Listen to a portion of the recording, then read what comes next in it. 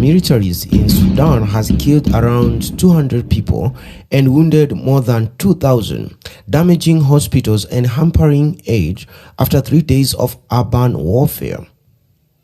So what is behind the fighting? The clashes erupted amid an apparent power struggle between the two main factions of the Sudanese military regime.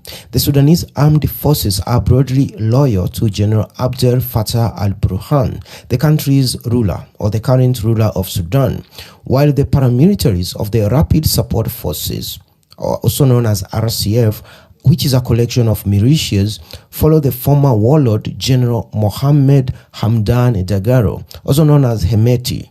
So, before we look at the powers, both regional and geopolitical, that are behind this conflict, let's look at the two generals. So, who is Abdel Fattah al-Burhan? The army general, who is the de facto leader of Sudan, became a household name in 2019 after the army removed longtime dictator Omar al-Bashir following months of mass protests. General Burhan was a close ally of al-Bashir, and that's how he rose through the rank as a military commander. Of course, the other reason was because he was leading his criminal campaigns in Darfur. Most of you remember the history of the Darfur region of Sudan. But in 2019, Burhan emerged on the side of change. In other words, he sided with the protesters. That's how he chaired, or he ended up chairing, the Transitional Military Council, which was a body set up to oversee Sudan's transition to democratic rule.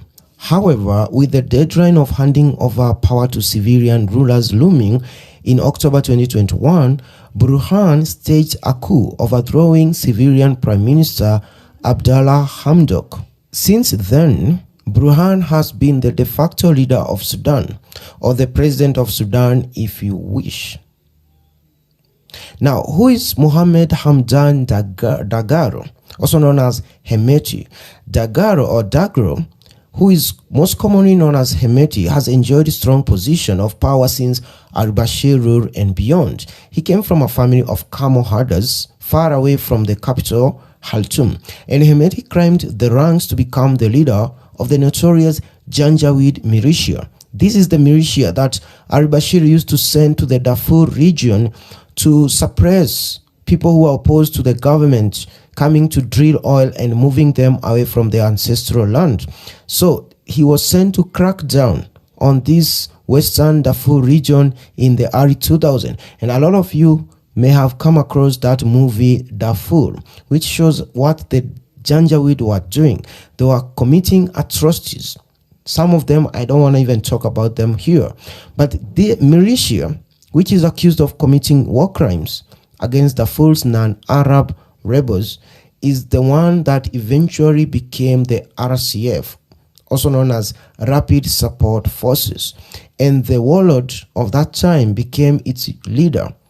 And back in 2017, Sudan passed a law recognizing the RCF as an independent security force. So that's how we ended up with two militaries in Sudan competing for control. So how did the military rivalries develop? Now, as I said earlier, the RCF was founded by dictator al-Bashir to crush a rebellion in the Darfur region of Sudan. And that region is where you find non-Arabs, and oil was discovered in that region. And you know what the government in Sudan did? And this led to a rebellion by the local people. And the dictator found this militia of Arabs called the Janjaweed and unleashed it on the population of Darfur. So the Janjaweed was later to become associated with widespread atrocities. So that's how it was formed for that purpose. In 2013, that is about 13 years later, al-Bashir transformed this Janjaweed into a semi-organized paramilitary force. And the leader of this militia, the warlords, including Hemeti, were given military ranks. And that's why we start seeing the start of the rivalry between the regular army and this mercenary paramilitary. After the dictator al-Bashir transformed this militia into a paramilitary, in other words, his own private army, he began exporting its services to his friends in Libya. So 10,000 RSF mercenaries were fighting in Libya for General Haftar.